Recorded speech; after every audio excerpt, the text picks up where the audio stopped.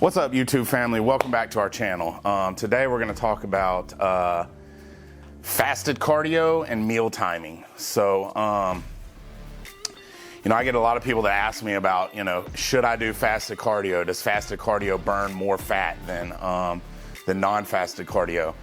And then what do I actually do? I've done both. Actually, I have done fasted cardio quite a bit. And in the actual act of, you may burn a little extra fat, but at the end of the day, it's calories in, calories out. So whether you're fasted during the cardio or not, your total daily calorie expenditure versus, what you take in is going to determine your total fat loss or fat gain, period. Whether you're fasted in the act of cardio or not, is not going to have an effect at the end of the day. It's all about the number of calories in versus the calories out. Are you in a surplus? Are you in a deficit? That's what determines your fat loss or fat gain. However, for many people, fasted cardio just makes you feel better. For me, I am able to go that first couple hours of the day. Once I put some food in the tank, my ghrelin starts kicking in. So for me, a lot of times I'll do my cardio fasted, not because it's gonna burn any additional fat, but just because I get up first thing, I take my shower and everything, I go to the gym and I get my cardio session in. Then I go and eat, because for me, once I put some food in, the ghrelin starts kicking in. I want to continue eating. So I'm able to get that small little window where I'm able to not continue to put food in. Additionally, I also kind of prep for that, if that makes sense.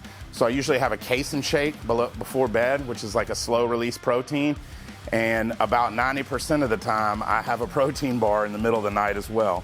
I keep one on my nightstand. If I wake up and I feel what I call muscle hungry, I'll have a protein bar in the middle of the night, because I wake up quite often and pee anyway. So, but as far as does it burn extra fat just because you're doing the cardio fasted? No.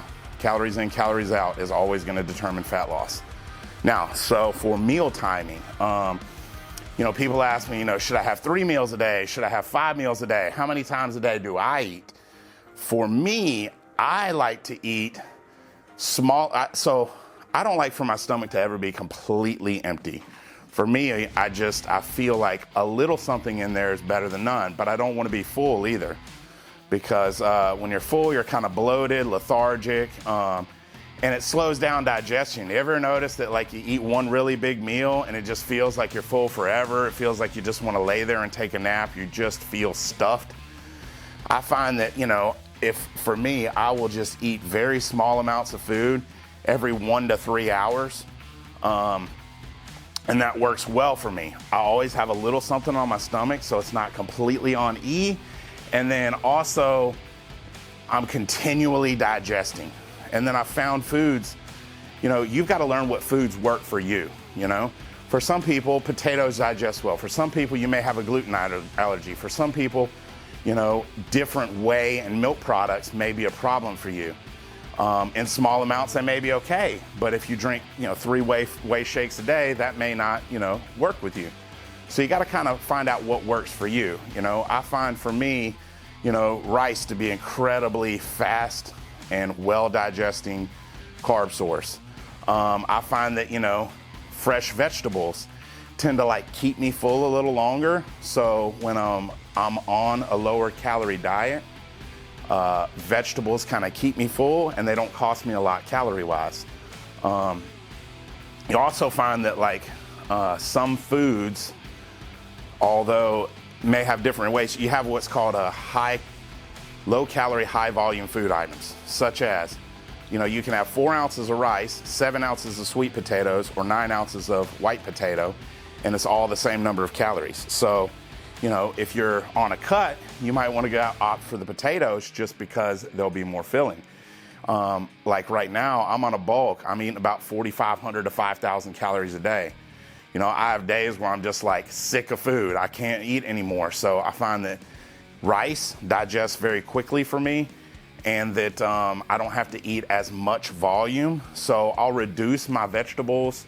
I'll reduce the number of potatoes I take in, and I'll eat a little bit more rice because it's fast digesting and it tends to not leave me full and bloated. You can also, so meal timing for me, like I say, I tend to eat at least 6 meals a day, and then at times I'll break some of those meals in half. I'll just eat half now, wait another hour or two, eat another half. I also like to implement snacks, and for me, rice cakes with fat-free vanilla Greek yogurt, and or jelly, or with fresh fruit on top of them. Also, you know, peanut butter is a very calorically dense food choice. Some people think that's a high protein food item. It's not. It's a high fat food item that has some protein as well. It's very delicious. So for me, you know, we all need a little bit of fat in our diets in order to regulate hormones and to disperse fat soluble vitamins. So, you know, you need a little bit of fat in your diet. So, we talk about eating healthy fats. And, you know, so for me, I like to choose peanut butter or avocados, or at times I may put just a little bit of avocado oil or olive oil into something that I'm eating, just to, you know, to add a little bit of flavor, to add a little bit of fat, and, you know, just to get my fats up for the day. So, you know, as far as meal timing goes, you want your body, if you're continually working out and you're continually breaking down and rebuilding muscle, then you have protein synthesis continuing pretty much all day. So you want to have a fairly continuous stream of protein coming in all day. So for me, that's why I do, you know, 5 to 6 meals, and sometimes even break it down to where I'm eating, you know, even upwards to 7 to 10 times a day in smaller amounts, but having protein at every single opportunity that I can, so that there's always building blocks available for that protein synthesis. So, you know, they ask, you know, it's like, what builds muscle? What builds muscle is the amino acids that are in protein. So proteins are the bricks for the house. As you tear down the old house and you go to build a new one, you have to have the bricks. The bricks are the protein. So as long as you're continually supplying your body with the bricks to rebuild, and you're, you know, consistently doing your training, you have everything you need to get the maximum amount of muscle growth in any given time. So I think that about concludes the video. If you like the video, hit the subscribe button, click on the notification bell so you don't miss any future videos, and comment. We love to hear the comments. If there's anything I can do, I'm more than happy to help. Have a wonderful day. We'll talk to you soon.